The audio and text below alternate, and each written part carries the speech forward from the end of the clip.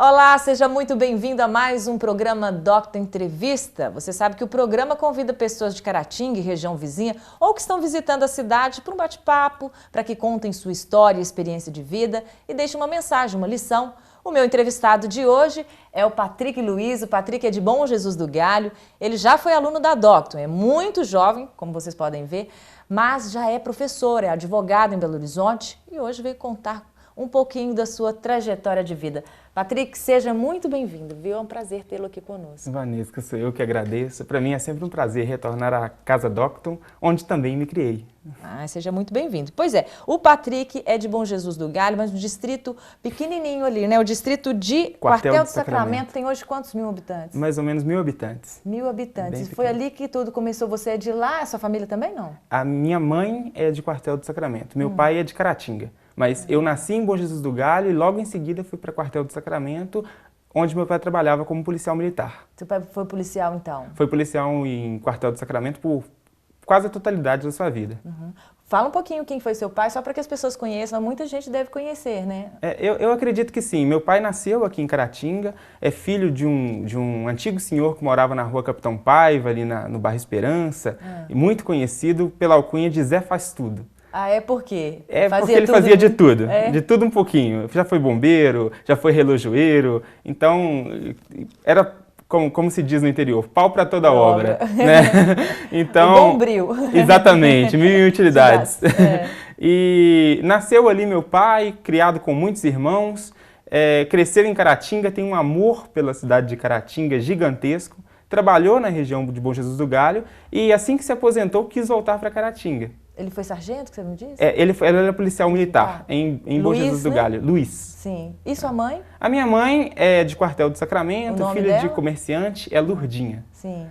Ela é filha de comerciante em Quartel do Sacramento, lá cresceu, desenvolveu a sua vida também. Teve eu e meu irmão, Luizinho, de 18 anos hoje. Sim. E ali que a gente foi formado mesmo. A nossa personalidade foi formada ali na região de Bom Jesus do Galho. Só depois que eu já estava com 15 anos, meu pai se mudou para Caratinga e eu acompanhei. E foi aí que você começou a advocacia aqui? Foi aqui que você começou ou não? Aqui eu terminei o ensino médio no Colégio José Augusto Ferreira e logo em seguida ingressei na Rede Docton fazendo curso de Direito. Sim. Então você começou aqui e depois foi para Belo Horizonte? Depois eu me transferi para PUC Minas, em Belo Horizonte, lá me graduei. Sim. E como que foi a experiência lá? Eu vi aqui pelo pouco da sua história que você me contou, que foram vários títulos, você conseguiu ali, né, alguns destaques, né? Conta pra gente. Sim, como que foi a minha experiência na PUC foi linda. Foi um dos momentos mais felizes da minha vida, a minha graduação na PUC Minas. Gostando muito de estudar, e isso desde pequeno, eu fui alfabetizado em casa pela minha mãe, já fui para a escola sabendo ler e escrever. E cheguei à universidade já com o hábito de estudar muito.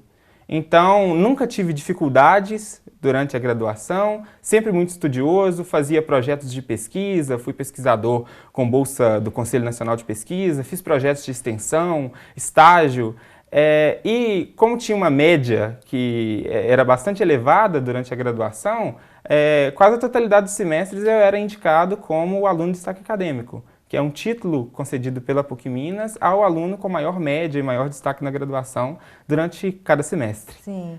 E o segredo para isso, o que era? Estudar de manhã, de tarde, à noite? Como é que você fazia isso aí? Ou tinha alguma técnica? Eu conheci um rapaz um dia desse que me falou que ele tinha uma técnica assim, ele estudava, por exemplo, estudava o primeiro e o segundo capítulo, ele não estudava o terceiro enquanto não revisava o primeiro e o segundo. Cada um tem uma técnica, né? Sim. Como que é a sua técnica de estudo? Hábito de leitura eu sempre tive. Sim. E capacidade de absorção de conteúdo também. Também facilidade de memorizar. Exatamente. Então eu tinha muita facilidade de estudar, mas o grande mote da minha vida mesmo foi estudar por amar mesmo.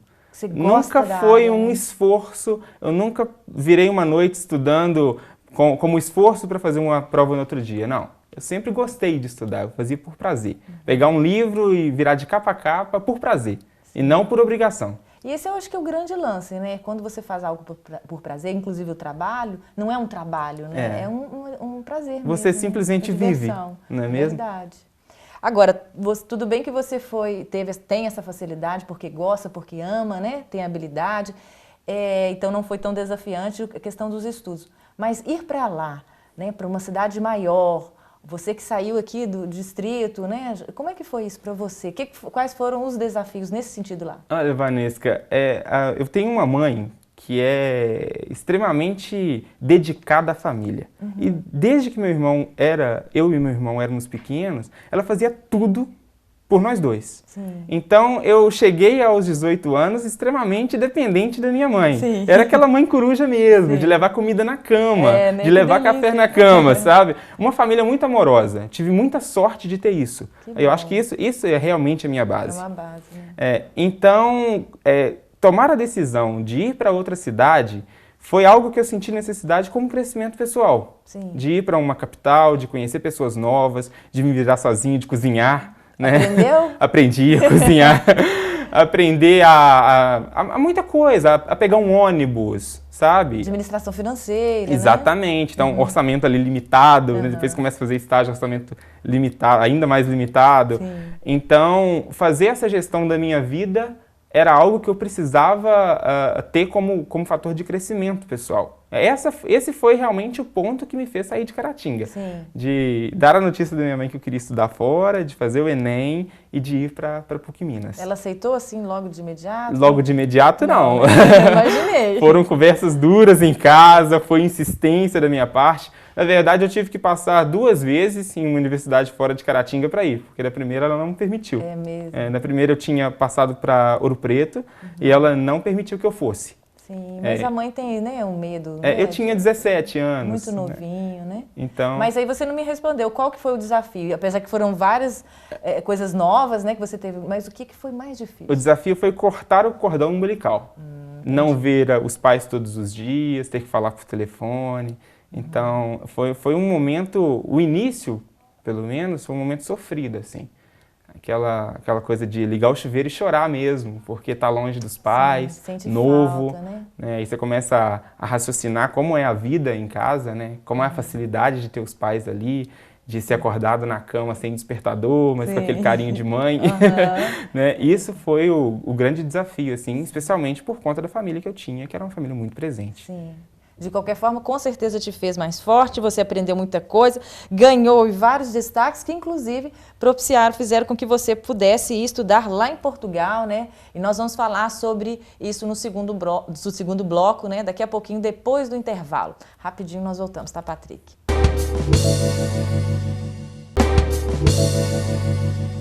Estamos de volta com o programa Docton Entrevista. Hoje eu estou recebendo o Patrick, que foi aqui aluno da Docton, foi para fora, estudou, terminou o curso de advocacia, hoje é professor, estudou também, inclusive fora, né? Justamente pelos méritos que teve, com os destaques que teve na universidade, ganhou uma bolsa de estudo para a Universidade em Portugal. Conta pra gente essa experiência, como que foi, na hora que você viu que dava para ir. Você já estava programando antes ou foi meio... Como que foi? Eu já pensava em determinado ponto do curso, quando eu via parcerias da PUC Minas com outras universidades fora do país, em fazer um intercâmbio. Sim. Em miscigenar o meu currículo, conhecer uma cultura nova, pessoas novas, melhorar o idioma, um segundo idioma. Então, já fui me preparando para prestar o processo seletivo da PUC Minas, que é um processo que é orientado pela análise curricular dos alunos, né, com parcerias. E com os destaques acadêmicos, com a média elevada, por participar de projetos de pesquisa, de extensão, acabei sendo agraciado com a bolsa na Universidade do Porto, onde eu tive uma experiência belíssima também. E como foi lá quando você chegou? O que te marcou mais? Os desafios que teve? Conta um pouquinho da história também. A gente falava no primeiro bloco sobre o desafio de cortar o cordão umbilical, né? De ir para outra cidade. E agora era cortar o cordão umbilical com o próprio país. Sim, não é mesmo? Com a língua. Exatamente. Por mais que seja o português, estaria em contato com pessoas que falavam diversos idiomas. Sim. A Europa é muito cosmopolita. Portugal recebe pessoas, estudantes do mundo inteiro. Sim. Então, a experiência de ir para Portugal, de ingressar na Universidade Portuguesa, estudando Direito, que é algo totalmente diferente do que se concebe aqui enquanto Direito, né? Até para ter esse agregar no currículo de ver como funciona uma outra ordem normativa, isso foi excelente. Cheguei, fui morar em uma casa onde tinham estudantes de diversos países do mundo, que me tornei amigo. Foi uma experiência para além da acadêmica, porque, como eu te contava antes do programa, às vezes íamos cozinhar e reconhecíamos quem estava na cozinha pelo cheiro da cozinha. Cada um fazia um prato típico. Cada um fazendo um prato típico. Uma angolana que morava com a gente fazia seu prato típico ali, o funche da Angola. É uma espécie de angu que a gente conhece aqui, com um tempero bem diferenciado. E era bom? Era bom. Diferente, porque o paladar demora a acostumar, né, com uma coisa tão nova. Que era mais picante ou era mais... Era bem temperado. Tinha italiana, tinha um português, cada um com seu modo de fazer seu almoço, de fazer seu lanche. Às vezes a gente participava ali, fizemos eventos também, onde todos os alunos que a gente conhecia, todos os estudantes ali brasileiros e estrangeiros, iam e faziam seu prato típico e mostravam um pouco da sua cultura para o outro, né? Foi um momento riquíssimo na minha vida. Sim. E você disse que acabou, antes de começar o programa, você estava me contando um pouquinho, que acabou conhecendo até muitos países ali da Europa, né? Conheci, eu consegui viajar bastante. Consegui na França, consegui na Alemanha, na Espanha, etc. Foi um desafio, foi desafiador também ir para outros países e foi bom na questão de conhecer novas culturas e de fazer contatos também. Hoje eu tenho contatos em todos os continentes. Não existe um que eu não tenha alguém que eu conheça. Sim. E a língua lá, você já estava com o inglês mais tranquilo, francês? Como é que você lidava com isso? Com o inglês você se comunica em qualquer lugar do mundo. Mas eu fui sabendo menos inglês e voltei sabendo um pouco mais. Até pelo aperto que você passa ali para se comunicar. Você aprende um pouco na marra ali, né? Mas é bom, né? Que acaba muito bom. Com a linguagem mais fluente, né? O inglês mais... Tem algumas experiências interessantes. Estava no interior da Alemanha, uma cidadezinha chamada Oranienburgo, fica 50 quilômetros de Berlim, e anoitece muito rápido, né? No inverno, 4 horas da tarde já é noite. Então, à noite, na rua, e precisando pedir informações para saber para onde ia, para onde pegava o ônibus, para onde pegava o metrô. E na cidade não se falava inglês, não se falava espanhol. Então, e de alemão eu não sei nada. Então, ter o desafio de se comunicar com uma outra pessoa e se fazer entendido sem saber o idioma, praticamente por mímica. Por mímica. Por mímica. Então, foi algo desafiador e me proporcionou compreender que qualquer coisa é possível desde que você se proponha a fazer com muita vontade. Sim, verdade. E com relação à parte acadêmica mesmo, aos estudos, o que você... que te marcou lá, que você vê muita diferença com o Brasil, né? A parte de direito, Há uma professora que eu tive mais contato, foi a professora Marta Chantal, que é professora de Direito Comunitário. E tive mais contato por me interessar muito, porque é uma coisa nova. Direito comunitário é um direito que só existe na União Europeia. Basicamente é uma espécie de direito internacional que se diferencia na sua essência ainda do direito internacional, que rege a organização dos países da União Europeia. Olha. Então, ver como funcionava um regime de integração econômica, como a zona do euro, perceber como que funciona regimes jurídicos tão próximos e que são umbilicalmente ligados mesmo ali, foi uma experiência incrível na questão acadêmica. Direito administrativo, financeiro, econômico, foram cadeiras que eu fiz também na Universidade do Porto. Eu tive uma visão mais cósmica dessas disciplinas. O direito administrativo em Portugal, por exemplo, ele já se tornou um direito administrativo europeu. As diretivas da União Europeia já são normativas que concentram muito mais regras do que os próprios direitos dos países. O direito interno dos países. Isso foi uma experiência incrível para mim, comparar sistemas jurídicos, comparar um regime como o Mercosul, que eu gosto muito de direito internacional, me especializei na área, comparar um regime como o Mercosul, que é um só início de integração econômica, com a União Europeia, que já é um regime bastante avançado, foi riquíssimo para mim também, academicamente. Pois é, depois nós vamos continuar com esse papo, você falando um pouquinho também da relação da sua especialização, alguns artigos que você tem publicado, a gente vai comentar um pouquinho no próximo bloco e daqui a pouquinho nós voltamos.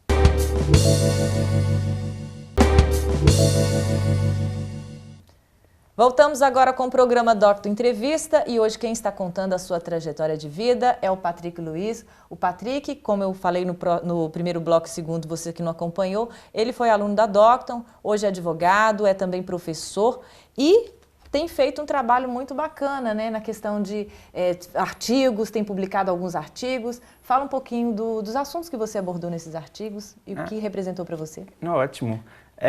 Artigos científicos são resultado de pesquisa jurídica. Sim. É um resultado lógico de quem faz pesquisa. Sim. E desde a minha graduação eu venho me interessando por pesquisar, por me aprofundar em matérias, disciplinas que gosto muito, e publiquei alguns. Meu trabalho monográfico, de monografia, que foi em Direito Tributário e Constitucional, já foi publicado. Eu falei sobre isenção tributária e separação dos poderes. Um pouquinho bem fechado à área acadêmico-jurídica, né? Mas foi bastante proveitoso para mim poder publicar o meu trabalho de conclusão de curso. Um outro artigo também que já está a caminho da publicação na Universidade de Lisboa é o meu trabalho de conclusão da pós-graduação em Direito Internacional, em que me especializei. Eu falo de Zygmunt Bauman nesse artigo, a chamada modernidade líquida de Zygmunt Bauman, e qual é a interferência, qual que é a relação do direito com esse novo paradigma de modernidade que passamos. Traduz pra gente um pouquinho, só assim o que você aborda, que é um assunto muito específico na área do direito, né? Só pra gente entender. Zygmunt Bauman, na verdade, é sociólogo. Sim. É um autor polonês e que escreve sobre a modernidade, a chamada pós-modernidade, que ele deu o nome de modernidade líquida. Para Zygmunt Bauman, a forma com que as coisas mudam com tanta rapidez nos nossos tempos atuais, ela acaba gerando bastante incerteza no campo social. Não se sabe mais quais valores preservar, né? O que defender. Então, o que eu me propus a escrever? A comparar essa análise sociológica que Zygmunt Bauman faz da sociedade, né, enquanto sociedade líquida, porque não tem forma, e o direito. Como o direito deve se comportar em relação a esse campo de fluidez da esfera social. Que bacana. Analisei o cenário internacional dentro da perspectiva baumaniana. Bacana, bacana. E o mestrado, como que tá? Está fazendo mestrado em Direito Constitucional, é isso? Exatamente. Na PUC? Na PUC Rio. Isso. Logo que eu terminei a minha graduação e fiz minha especialização, comecei a procurar linhas de pesquisas que tinham a ver com o que eu queria pesquisar, que é a interpretação do direito. E encontrei alguns professores na PUC Rio que trabalhavam com a mesma perspectiva.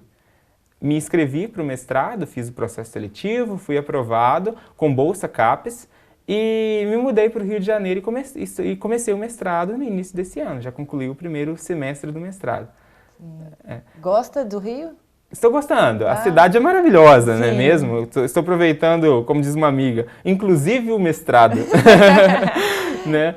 E a questão da violência lá, você observa isso tanto quanto as mídias falam? Infelizmente, assim, Vanesca, violência é segregada. Violência não invade espaços de classe média alta.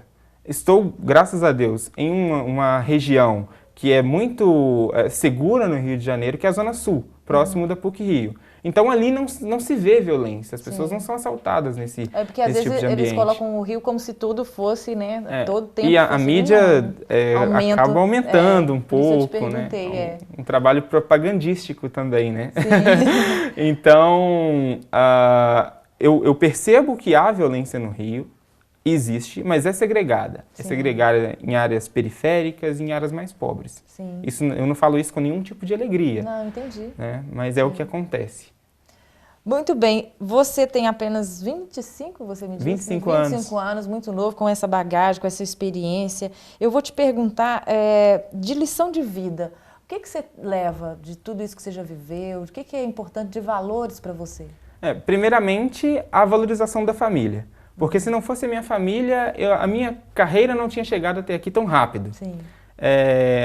Como eu venho dizendo desde o início do programa, fui criado em um ambiente familiar muito presente. Meu pai sempre educador, minha mãe sempre muito cobrava amorosa. muito, além de ser amorosa. Fui criado próximo também dos meus avós e dos meus tios, lá em Quartel do Sacramento. Então, a valorização do espaço familiar é algo que eu preservo na minha vida como valor. Sim. Em segundo lugar, o não temor com novos desafios. Por mais que, criado por uma mamãe coruja, por mais que totalmente dependente, me propor a ir para outro lugar, a enfrentar desafios, sair da minha zona de conforto, me faz perceber que, com o devido apoio, é possível fazer qualquer coisa. Sim. E até cai um pouco por terra aquela teoria que, com a mãe protege demais, o filho tende... Não, né? Não, não é verdade. Depende da personalidade. Às vezes o filho fica muito fechadinho, porque é realmente a personalidade dele, né? Sim, e não foi o seu caso. São questões de escolha também. É. Se eu quisesse uma vida mais de conforto, mais tranquila. Ficar na zona ali de conforto, você poderia ter ficado. E eu acho que mãe presente não cria maus filhos. Sim. Mãe presente cria bons filhos. Verdade, e pai também. É uma responsabilidade também paterna. Tem que ser ali um equilíbrio, né? Porque o pai tem o seu papel ali de levar o filho para o mundo, de incentivar, e a mãe de mostrar esse lado amoroso, de apoiar nos desafios também. Né? Eu conversava, conjunto, né? eu estava com a minha família esse final de semana e conversava com um primo sobre isso. Que a minha família tem um histórico de pessoas que se deram muito bem. Conseguiram estudar, que trabalham, que têm estabilidade emocional, que criam suas próprias famílias. E eu devo isso muito, desde ao que minha avó construiu, junto com meu avô. Sim. De serem presentes, incisivos, de cobrarem muito. E eu nunca vi uma família presente criar maus filhos. É um desafio que eu proponho às pessoas, de verificar se, em ambientes familiares onde os pais são presentes e disciplinadores, se os filhos dão errado. É verdade. Eu não acredito que dão, porque eu nunca vi. Muito legal você tocar nesse assunto, porque realmente faz uma diferença muito grande, né, Patrick? Eu não estaria onde estou, não teria perspectivas boas ainda na minha vida, porque isso ainda é o começo, né? Se não fosse o ambiente familiar a qual tive a sorte de nascer. E aí é preciso muito cuidado mesmo, porque na correria do dia a dia, às vezes o pai e a mãe podem se perder nesse importante papel de apoio, de estar presente, né, numa presença de qualidade, né? Infelizmente, ambientes familiares estáveis não é uma realidade para todo mundo. Sim. Esse é um campo de desigualdade que ainda a sociedade ainda precisa perceber, enfrentar e recuperar. Verdade. Você tem muita facilidade de falar, né? Parece também que falar em público é fácil para você também. De onde você lembra de ter... Ser genético da mãe ou do pai, ou como é que é? Não, meus pais são muito Sempre tímidos, assim? Na verdade. Meus pais são muito tímidos. É um talento seu mesmo? Não. Não. Eu devo a minha capacidade de falar em público e de articulação, inclusive em oratória, à igreja. É mesmo? Na adolescência, pertencia à Igreja Assembleia de Deus. Eu nasci numa família católica, muito católica, mas parte da minha família se converteu ao protestantismo quando eu tinha 14, 13 anos. E meus pais foram essa parcela. E acompanhando os meus pais, acabei me inserindo no ambiente religioso. Sou muito grato, então, à Assembleia de Deus, à família do pastor Ari Ferreira Coelho, que me concedeu oportunidades de estar à frente de trabalhos na igreja, de falar em público. E foi daí que eu acabei me desenvolvendo, né, nessa área. A arte de falar em público, bacana. Bom, o nosso tempo terminou, o papo foi muito agradável, você é muito simpático. Agradeço, que Deus continue te obrigado. abençoando, viu, na sua trajetória aí. Eu sei que você, além de advogado, quer continuar, né, a vida acadêmica, e Deus continue abençoando, viu? Obrigado. Para mim é sempre um prazer estar aqui na Docto com você, um prazer te conhecer, participar dessa entrevista. Obrigada. E até a próxima, né? Isso, nós vamos ficando por aqui e a gente se encontra então no próximo Docto Entrevista. Até lá!